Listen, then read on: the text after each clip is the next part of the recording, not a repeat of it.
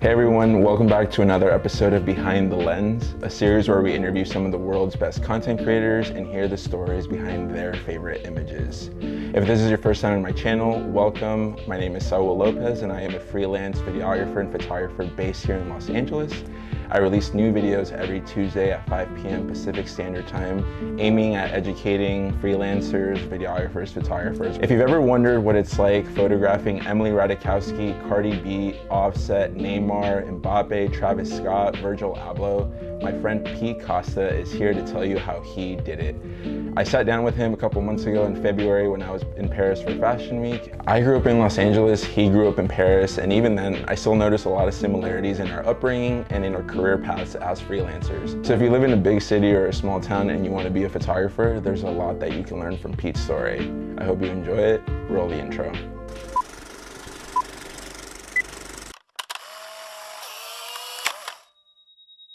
All right guys, welcome back to another episode. I'm here with my boy Pete. We're also in Paris. I'm here for Fashion Week currently. Met Pete like a year ago actually. In February, last Fashion Week. Yeah, exactly. Yeah, I was shooting a pop-up for a friend and you shoot for that clothing store from time to time. Yes.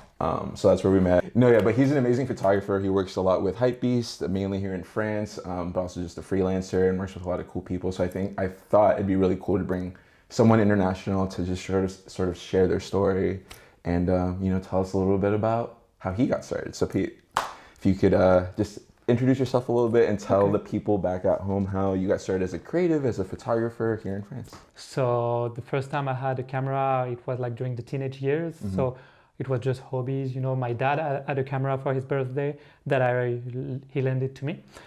And so during like many years, I just like practiced, knew how to use a camera, but never thought about in my mind, it was never like a possibility. I was like, I'm gonna work in communication, like in advertisement and shit like that. I did studies.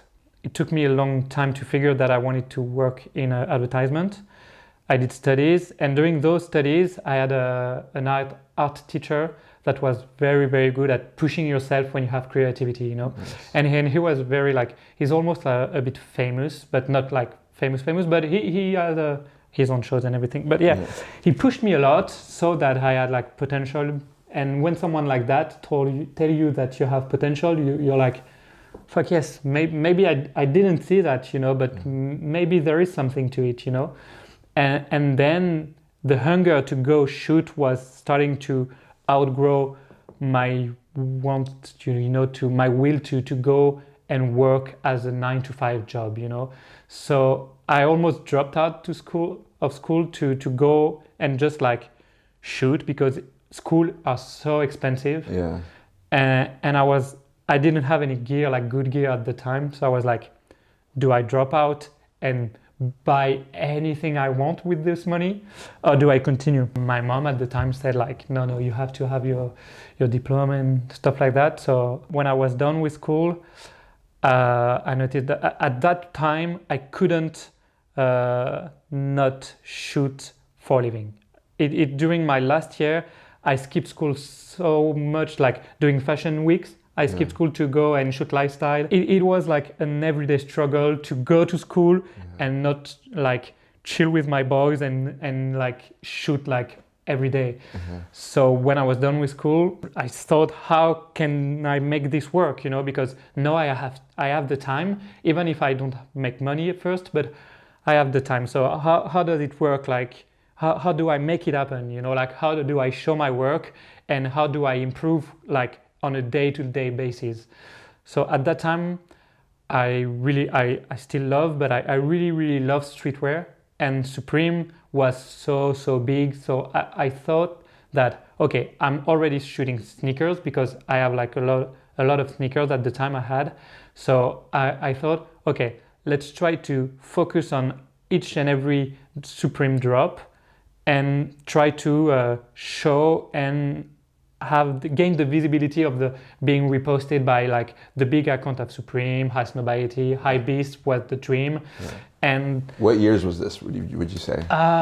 This was like 2 years ago. Okay. This was 2 years ago. In between, I had like a work where you shoot like in restaurant and stuff like that, but it was like really, this, Yeah, it's yeah. bullshit job. Just, Like you're just doing a job so that you can get money and the live. money is like really, really bad. Yeah. You're like, people get advantage of you. So this is Of really, course, really, yeah. really bad. Especially when you're starting out, everyone will take advantage of you. It seems as a facility, like a very easy way to make money as a photographer, but these people manipulate you and try to get advantage of you, and you don't earn like money at all. So but I did that for like 2 months. So it's like rare. I saw the pay at the end of the first month, and I was like, nope. How is that possible? They were like, you signed that, and I was like, okay, I'm done. But so after that, I thought, okay, let's make the Supreme shit happen. Okay, so every Thursday you have a Supreme drop. Every Thursday I was like calling friends that I knew in the streetwear, culture that they flip the clothes. So before they flip it, I wanted them to flex on it. Gotcha. A lot of them were like so happy to do it because like first week I did that, boom, High Snobiety. Oh, dang. Reposted on High Snobiety on Instagram. And, on Instagram. Yeah. So first week, I think I gained like, maybe at the time I didn't have many followers, maybe like 2K followers, which at the time followers was everything for me. So the first week I gained, I think like 1,500 followers, like in 24 hours. Just from that one photo reposted by High Snobiety. Yeah, they reposted more than one. It was a slide, I think.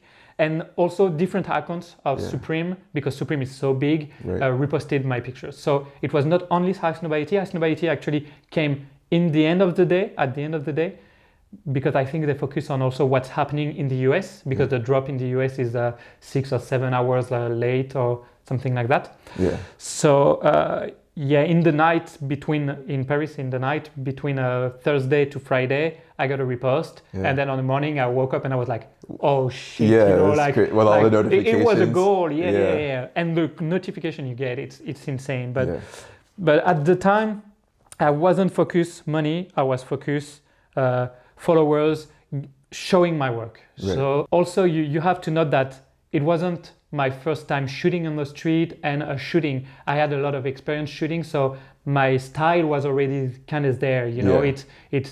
It tweaks from there to now, but it's still you can still recognize. But at that time, my work was not like I woke up, I bought a camera, I went on the street to shoot Supreme, and beam, that's it. How many years do you think it had been since you had started to about that point? I started really shooting seriously during my second years of studies. And even now, when I say that, I look at the pictures back then and I'm like, no way, But I think it was like 4 years ago. Okay. 4 years ago, yes. Everything was already there when I started doing Supreme. It was like I used to go do a lot of shoot, like sneaker shoot, and I have friends who have like a crazy like clothes collection. Gotcha. So we would meet up and do some like pictures and stuff like that back just before Supreme, and also at the start of Supreme. Now I don't really have the time, and at the time and the love you have for the clothes and the photography is so good, so great that you have to do it. Absolutely. So it was like mixing two things that I really love. And we would meet up, like 4 or 5 friends, and I would shoot them, and they would like take turns and stuff like that. So sometimes it's just sneakers, sometimes it's portraits, sometimes it's everything, So that's how I perfected my style. And when I started a Supreme drop, I already had that. Mm-hmm. So I knew what I wanted to do, and I had my style. First, I have High Snobiety repost, and for me, it's the starting point of thinking this could work. Mm-hmm. So every week I go out, and every Thursday I'm out on the street from like maybe 9 in the morning till 4. And so I'm shooting and posting. It's really like you have to be super quick, because in Paris we have 1 hour where the drops is only drop worldwide in Paris. Yeah. It's Paris, then it's 1 hour later it's in London, and then 6 hours later I think it's in New York. Yeah. And then you have Los Angeles like even later.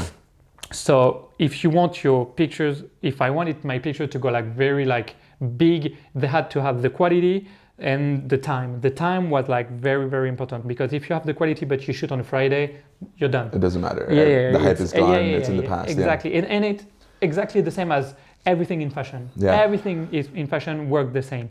Then I had like a little job. I worked for NSS Magazine. It's an Italian magazine online, and they offered to pay me for exactly what I was doing on a Thursday. Amazing. So I was like, okay, this, you know, getting there, you know, why not? So and how did they contact you? Was it just DMs just, or I think a DM.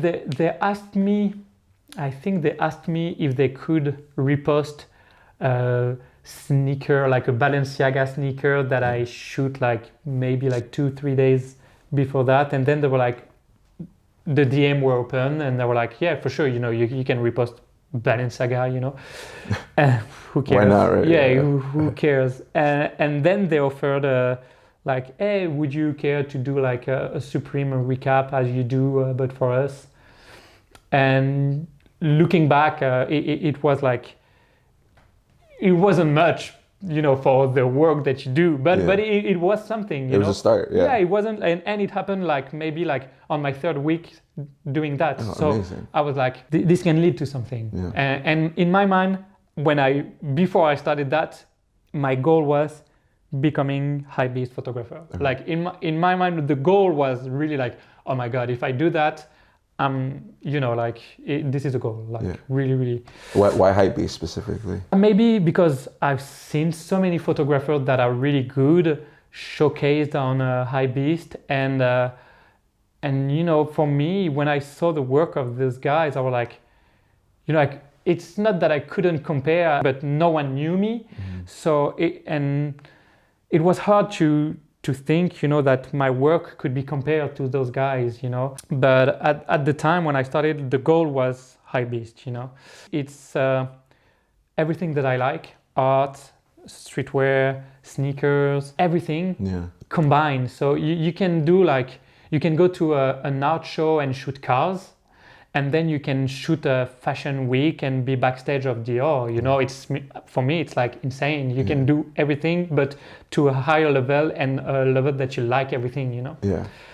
So after the first weeks of doing Supreme, everything like started to click. I started having like followers. Then I have some influencers asking me to shoot for them, some like for free, but they have like many followers. So you gain like, you know, when you say you gain visibility, it's bullshit, but sometimes, you know, it can depending on who it is. It can be worth, you know. So like this guy, he just reposted some of my work on his story, and I gained like maybe 500 followers, you know, at the time. So I was like, okay, maybe like, let's meet up. He's cool. Let's meet up. And, you know, so we met up. That's how with him I worked. Then some others just wanted like to pay me for my work, but at the time, you know, I didn't. When you start, you don't know how to price yourself, how to value yourself on the market. So you don't want to ask a lot, because you're like, okay, this guy doesn't also earn a lot, so I'm not gonna, you know, you at first you're like, so how much does he make? How much can I ask out of that? Like, you know, it's really like, yes, exactly. So I remember, I think at first my shoot were like maybe $50 for an hour, I think, or 50 euros. So it's a bit more, but every time I shot, I was like, okay, I need to ask more, and you know, it goes on and on and on till, you know, you find something that you are really comfortable with, you know, and you don't feel like, if I have people that I ask my rates and I give them, and they're like, I can't afford that, then I'm cool. You can't afford me, that's it, you know. You don't have to, you know, like, I can't afford you, okay, I'll lower my price, and then, you know, it is what it is, and you move on, right? Yeah, like it's that's like, it, you know. If you can't afford a Louis Vuitton jacket, you're not going to ask them to bring it down. You're going to walk away, right? Exactly. That should be the same with the client. Yes. So for me, at first, it was hard to find this, to understand how it works. But months actually months passed. Yeah. I had Le Site de la Sneakers. It's something French, a big website, and they asked me to do a cover of LeBron James when he was in Paris. We had like a press conference, and I was their guy for them, and I went there to shoot LeBron James. That's amazing. So for me, you know, at that time, I was still doing like, how do I get paid by influencers? And also I was like, oh shit, this happened, you know, and it wasn't paid much, but still it was something, you know. I was in Nike, opportunity. I was in Nike office in Paris. LeBron, it was insane, you know. It was like, phew. First time I think that I met someone kind of huge, you know. Well, not kind of huge. You know? Yeah. Were you nervous with that? So LeBron was kind of your first big shoot of celebrity, right? I'm always nervous and never is at the same time. Okay. Same time, you know. It's always like, I'm never nervous about if I'm gonna deliver because I've been having a camera since forever in my hand, but I'm always nervous of the condition, you know. Like if I have 5 seconds with them or if I have like 10 minutes, it changes a lot and you never know beforehand. So it's always like you come there and you don't know if it's 1-1 or if he's sitting next to someone and you are like behind, you know, like at the, you know, and like, no in the back. Yeah. So it's this that stressed me out and still does, right, like currently at work. But no, I wasn't nervous like if I was going to deliver, you know. I kind of knew that what I was doing before, you know, it is, you were prepared. I was prepared. Absolutely. You know, I had my own experience that, you know, they didn't know that I had experience, but I knew that, it was nothing. After that, I got contacted by a friend of mine who just got a job at HYPEBEAST France as a community manager. And he told me that, you know, sometimes they might need a hand, you know, and, you know, at first it wasn't paid, so you never know. He just told me at first, like, okay, we might need you sometimes, you know. So I was like, I didn't think much about it, but I was like, okay, you know, HYPEBEAST France, okay, why not, you know, like it's not HYPEBEAST, but it still is HYPEBEAST, okay?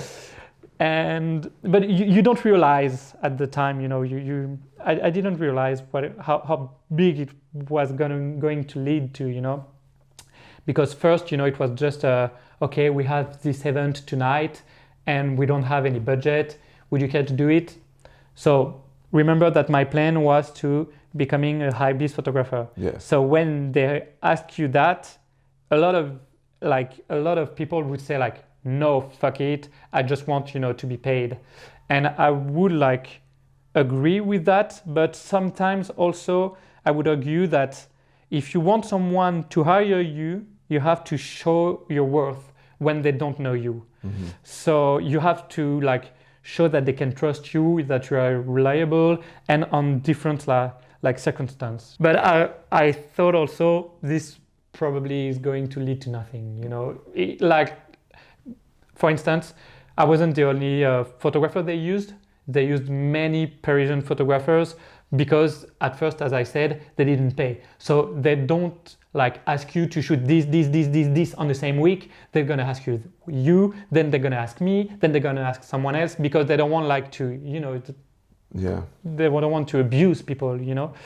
So at first they used a lot of photographers and I was fine with this, you know, of course, you know, I mean, I knew also most of the photographers, so I was like, that's nice, you know, like we are, you know, we are making it, you know, like we started from making a group of friends going to shoot outside and then now we're making it, you know. Yeah. And then the first fashion week in last June, July, I think it was. Men's fashion week, Men's fashion week, yes. I was super stressed. The first day. Like, I think my first day, it was Ami, and the next day I had Off-White straight up.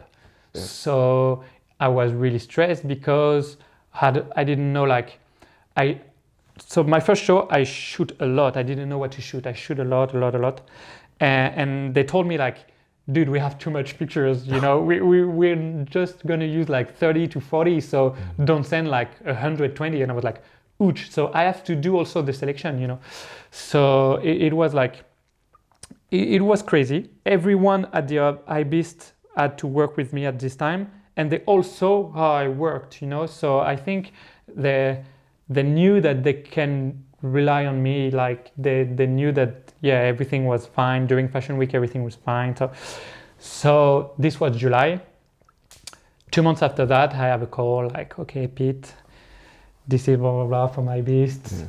We liked what happened during Fashion Week, and what do you say, like making this like a kind of a job permanent? And I was like, yes, you know, like right. yes, you know, yes. I would pretty much love it, you know.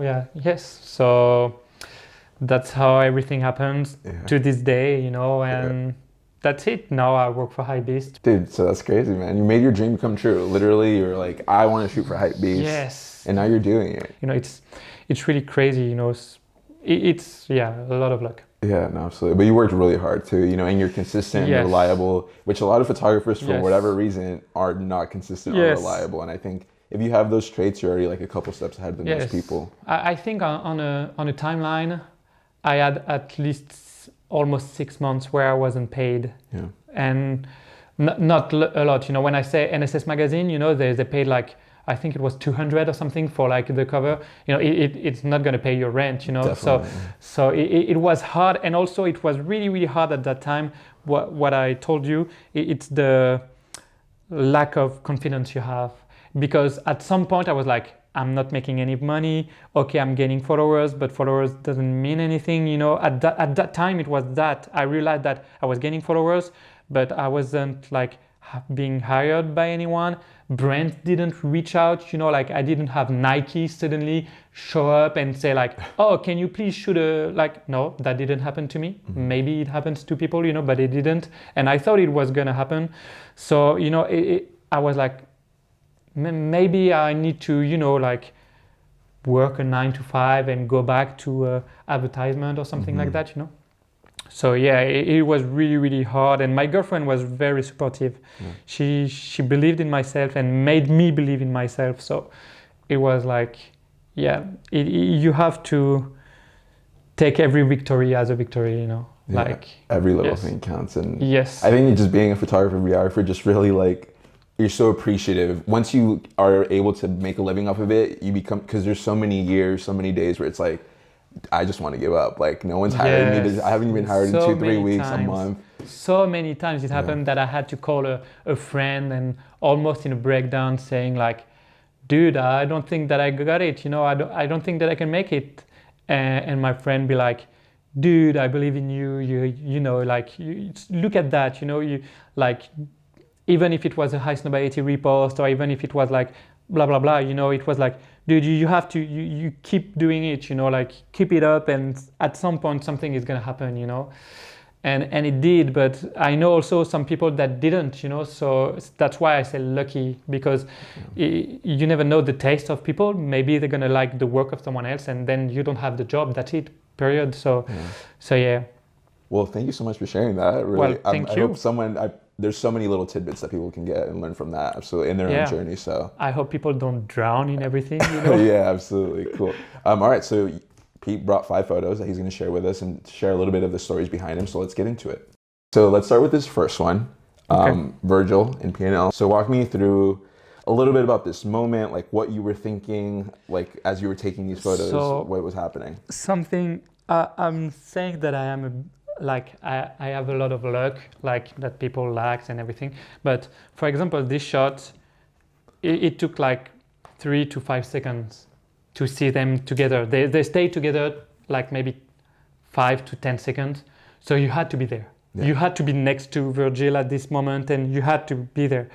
So this was my first Fashion Week, first off-white show, and this happens, and I'm kind of the right place and the right time. I mean, you see, I'm not like in front of them, but I'm still like, You're there. I still can get the picture.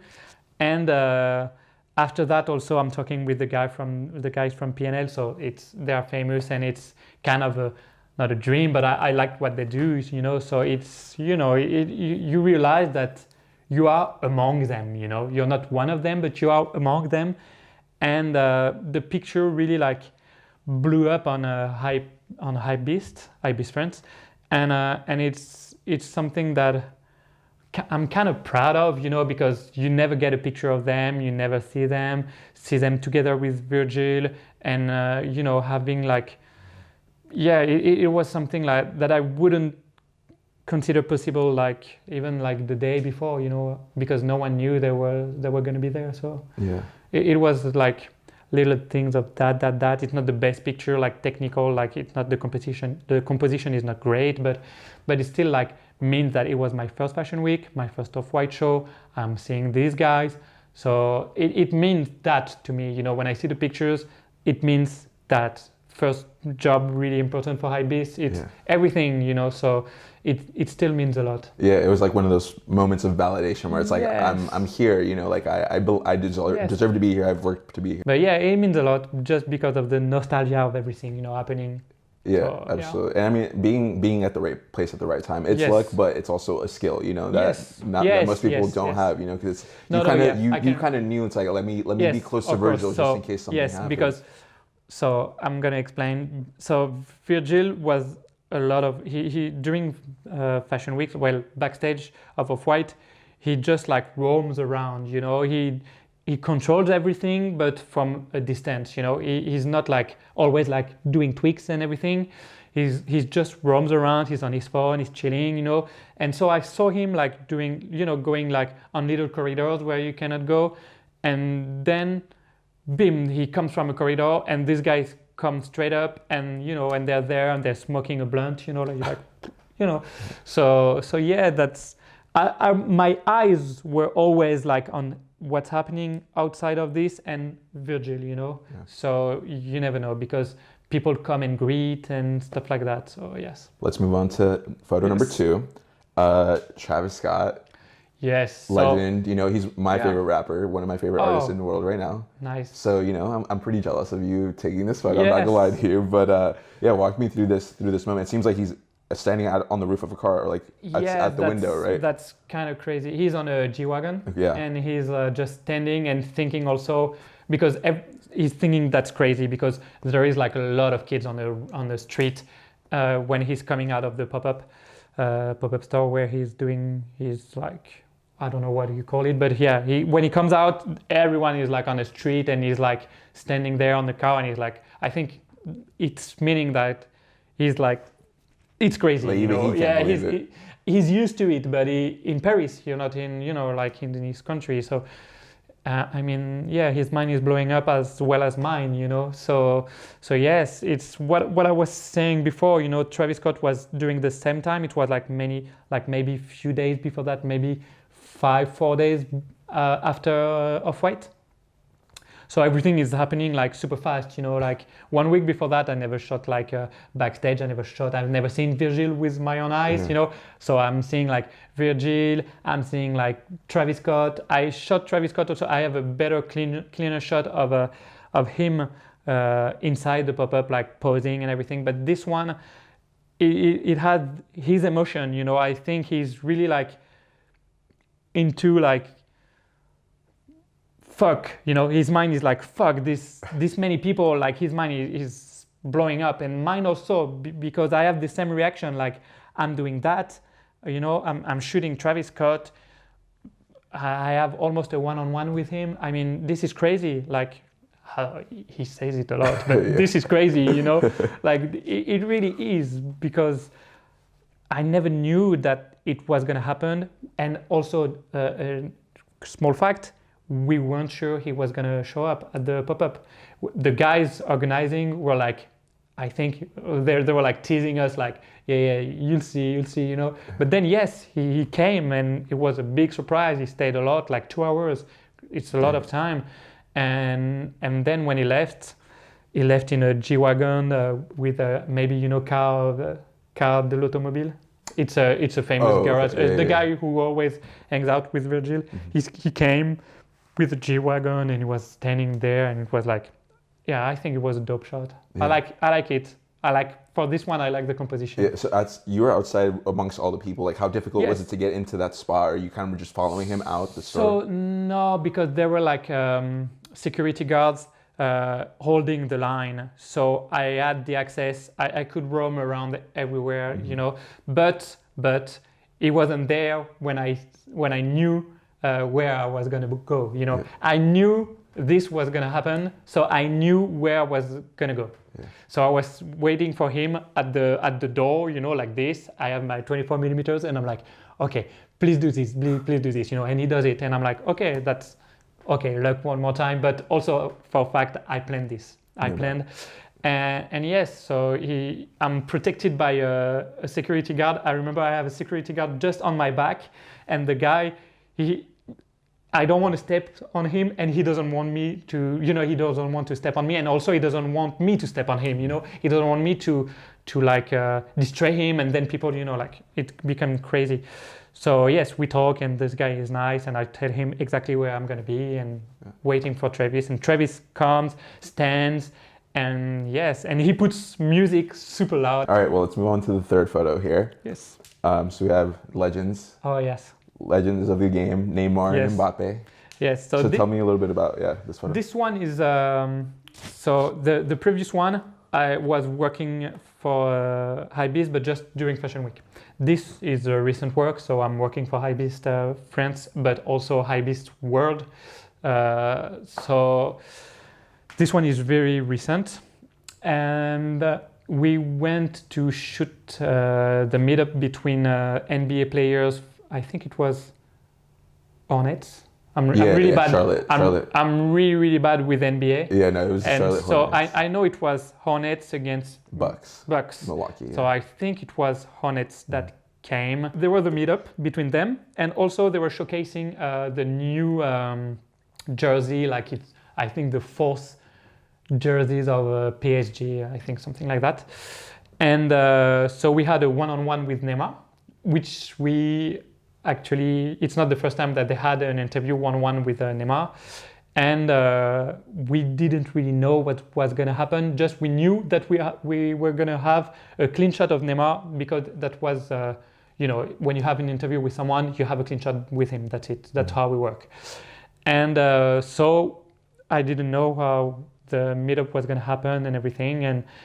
And this picture is just Mbappe being Mbappe, like really a clown, you know, and it's just players having fun. So you don't see, but Icardi is standing, and there are a lot of players, maybe NBA, I think, I can't really remember, but Mbappe is making crazy jokes, like he's always like, you know, teasing people and stuff like that, and Neymar is like really having fun and laughing, because I think they are really friends together. And so yeah, that's crazy for me, because I was just standing, you know, like I shot them like this, you know, like I could do again what I wanted, you know, roam around them and do whatever, you know. And those guys are so used to it that they don't see you.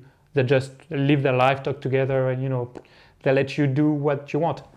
Just don't do that to them, but they let you, you know. So for me, it's like being there again amongst them, you know, like you are not one of them, but you are still there, you know, you're making it, you know, like you're there. And not one of those people, not many people have access to those moments, you know? Oh yeah, this moment, it's crazy. And the security at the PSG it's crazy. You have to have like your passport and everything, you know, like your ID, you have to show. No, it's, not a lot of people. Yeah, that's for sure. Yeah. Sick, dude. All right, so we're moving on here to the fourth photo, which is Offset and Cardi B. Oh, dude, yes. yeah. I mean, this photo kind of went viral. Cardi B reposted it, right? Yes. Didn't credit you. No, but that's. But I mean, it's fine, you know. It's fine when I work for a media. It's fine that you don't credit me, but you have to credit either me or the media that I work for, or you're gonna have problem, I think. So we'll see about that part. But but and it went like crazy viral, because. So let's talk about how it happened. So. It was during the Offset fashion, during the Fashion Week. Offset did a fashion show with a guy named Shaz, who owned a brand. Can't recall the name of the brand, but they did a show in a church. And this is this past January, like last month. This is like this is yes, exactly. This is first week of January or something like that. And so we have a one-on-one with Chad, the creator of the brand, and Offset at the end of the show. So the show happens, then we go backstage, and not backstage, but yes, backstage. But the backstage is crazy at this because we have only one entry and exit for the people. So a lot of people try to get in, and a lot of people are stuck inside, and a lot of people, you can't really get in, and a lot of people are trying to get in as always, but they are not supposed to, So it's a bit crazy. So we have our one-on-one. I see Cardi B backstage with her, I don't know how you call it, headwear, face mask. Yeah. Yeah, I don't really know. But I saw her, and I literally, I could do with her, I could do that. I did it, I did really, really close-ups of her face, mask. And then we have the interview with Offset. And, I was like, oh, I have a shot of her, but I don't have a clean shot of her, And same for Offset, I have a clean shot backstage, but it's every shot you have, a white wall and then people there, it's not super interesting. Yes, yeah. And always backstage are so busy that, the shots are not the best, and it's really hard to make something happen. So we leave the backstage with my boss, and it's my boss who does the interview at this time. And we stay a bit, we talk, and half an hour pass. And then Cardi B and Offset just happens to go there and, play pretend, and I'm like, okay. And I just jump straight, and take the picture, And they both looked at my camera. I don't know if on this particular shot I have both of them, but I know Offset seems to be facing me, but he has sunglasses, so it's hard. But the composition is just it's so great, and I could also put the make arrangement of her dress and everything. It was crazy, They didn't know me. I'm pretty sure they still don't know me, and they posed for me as if I was, their own photographer. And since we were in the church, I was like, okay, I edit this right now, we post it right now, Yeah, you knew right away it was a banger. I always kind of know, but my boss, she always knows this stuff. When I tell her that I have a picture like this, that, she just emphasize this, I think I tell her I think I have a clean shot, and she's like, okay, I describe it, and she's like, okay, just give it to me, And yeah, we posted it straight up, and few hours later, Cardi B reposted it, and then we were on TMZ. So it was crazy. I never had any shots TMZ. We don't have it in France, but I know how it is. I've been to the US, and it's famous worldwide. It still is something crazy, thinking that, let's say, my friend in the US could have seen, I don't have that much friends, in the US, even less friends that watch TMZ, but still, it's something that was on TV, yeah, it's crazy. It's crazy, dude. I remember because the show was in the afternoon here, right? So when I woke up, it's 9 hours behind in LA, but I remember waking up and it was just all over my feed. Yeah, a lot of people sent repost of this, I didn't see all of the reposts, but I know it went really viral. Absolutely. And it was it was good because it's not a garbage shot of someone. You can argue always there is always mistakes or stuff in composition and stuff like that, but it still is a decent, nice shot, and there is my edit and stuff like that. So I like it. I'm proud of it. No, it's sick, dude. And I'm pretty sure they both loved it. So otherwise they wouldn't have reposted. Yeah, I think so. True, man. Awesome. All right, well, moving on to the last fifth and final photo, the queen herself. Yes. Emily Ratajkowski. Yes. You touched upon this a little bit earlier, but I mean, walk me through just the space, the lighting, the composition, what you were thinking, how it was overall. So we arrived at her hotel. Everything was super it was super good, how it was organized and everything. It was very, very professional. So we had a 20 minutes interview, I think, and 20 minutes was the time we had with her, and then we ask always if we can have a shot, one clean shot at least. And so some of the time, the interview last most of the 20 minutes, and then it's me, you know, so I have to, you know, be very like prepared and trying to be quick. And so I saw how the room is made, you know, like there is a little like, there's a big window, there is a curtain like this diffusing the light. So I'm thinking, okay, I want her next to that. So, you know, the light lights her face on the side. And I'm gonna have her like face, you know, me, and then maybe move if I have to, you know, if the light is too, you know, strong. So yeah, I'm thinking about that during the interview, and also, well, I'll say that later. But I'm really like focused, you know. I'm like, okay, I have like few minutes, and also I don't want her to feel like me using this to get the shot of her that any photographer would try to get, you know. So I just want it to be super quick and super efficient, and I don't want to abuse her, like in the meaning that I don't want to have 50 pictures of just her and picture that I myself only is gonna have and try to exploit for the you know, like social media. That's not how I want it to work. So basically, between the time that they said, okay, that's on, she agreed for the shot, and then I tell her like, you please go there, do that, blah, blah, blah. Also, I didn't tell her to do much because she's perfect, you know, like she does it naturally. And she's a very kind human. I've had the pleasure of meeting her. She's so sweet. Yeah. She is the best. Yeah. She is one of the most famous and most kind person that I have met. Super nice, super and nice. I've met a lot of people, and she's super, super kind. And for myself, it was like a dream coming true. It was really a dream coming true. Yeah. She is one of the models that I would like rank on the, she was maybe rank one of the people that I wanted to shoot. Mm-hmm. She was rank one, definitely.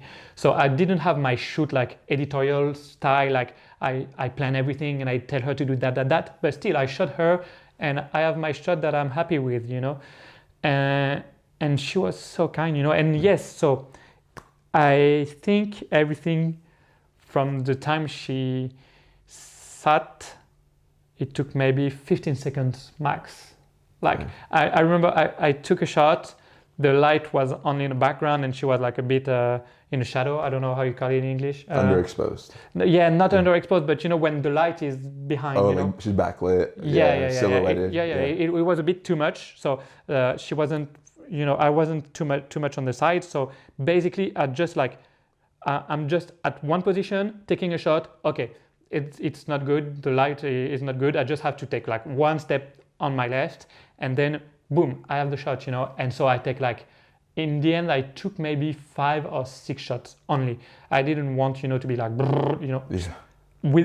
Now that I look back, I'm like, you're stupid. You should have, you know, abused taking picture of her, like a close up, you know, just her eye, you know, like everything. Yeah. But I didn't want her to feel like pressure to us making a lot, you know. And when I know that I have what I need, most of the time, I just say, okay, that's enough, because I don't want also people like, you know, I want them to feel comfortable. Yeah. Everything is fine. I did my work and that's it. Okay, that was fast, you know. Absolutely. And I remember when we were done, so when we introduced at the beginning, we shook hands, and after that she was like, oh, that was fast. Can you remind me what was your name? So in my mind I was like, no, she said that was easy. Yeah. Because I wanted to make a joke, but I didn't, because I thought it was going to be like, my English is not, it's good, but it's not, you know, that good. And just when she said it was easy, I wanted to say, of course it was easy because it was you. But in my mind, I thought you were easy. But, you know, when you say that out loud, you're like, no. So I didn't say anything. I said, good, yeah. That could have gone bad. Yeah. Yes, you know. And sometimes those details make you also sometimes getting work that some people who would make this joke, I think, you know, I think you have to adapt, you know. So I adapted. I didn't say anything, but I wanted, you know, to say that you made that easy. Yeah. That's on you, not on me, you know. Yeah. But it was both, you know. Yeah. And she shook my head another time and asked me my name, and I was kind of proud of that, because I don't think that No, yeah, she does that a lot for sure. She's so kind, yes. Yeah. But yeah, and the shots were good. And yeah, for me, like 1 year ago at that time, 1 year before that, it was a dream, you know, it was really, really like a dream, like end career, shooting her, you know, like you do that when you are like a big name. Yeah. So yeah, that meant really, really a lot. And everything is like, this was the day after Travis Scott shoot. So everything was like, Like yeah, it was going crazy. This week was crazy. Yeah, things you dream of and they just all happen like that. Yes. It's the universe, man. Yes. For sure. Yes. But I am jealous because I shot with Emily maybe like 2 months before you did. I did a video, never came out. So I'm like, I still have it in the archives. It's for myself, but you one day still, it'll come out. You still had the luck to work with her. Absolutely, yeah. No, it was awesome. Thank you so much for taking the time you. today. I'm sure people learned a lot without a doubt. Yeah, and come visit Pete in Paris. You know, it's the place to be. Yeah. So last thing before we leave, either this camera or this camera, just tell people how they can find you if they want to reach out and connect with you. You can find me on Pete Casta on Instagram, and that's basically it. You can find everything on Instagram right now. So yeah. And how do you spell Casta? C-O-S-T-A or C-A-S? It's Petecasta, Casta, like Laetitia Casta. Perfect. Thank you so much. Thank you. I'll see you guys in the next one. Bye. Appreciate you, man. Yes. Thank you so much. All right, everyone. So I hope you enjoyed that sit-down conversation I had with Pete. He's an amazing person. Please follow him. Everything is linked down in the description below. Next week, I'm going to be putting out another story time, and I'll explain a little bit about how I shoot concerts. I'll be sharing one of the concerts that I shot in Paris featuring Kota The Friend. His new album is dropping this Friday, so I think it'd be really cool to just share that experience with you all. Please remember to like, comment, and subscribe. It really helps me out. Thanks so much. Stay safe out there.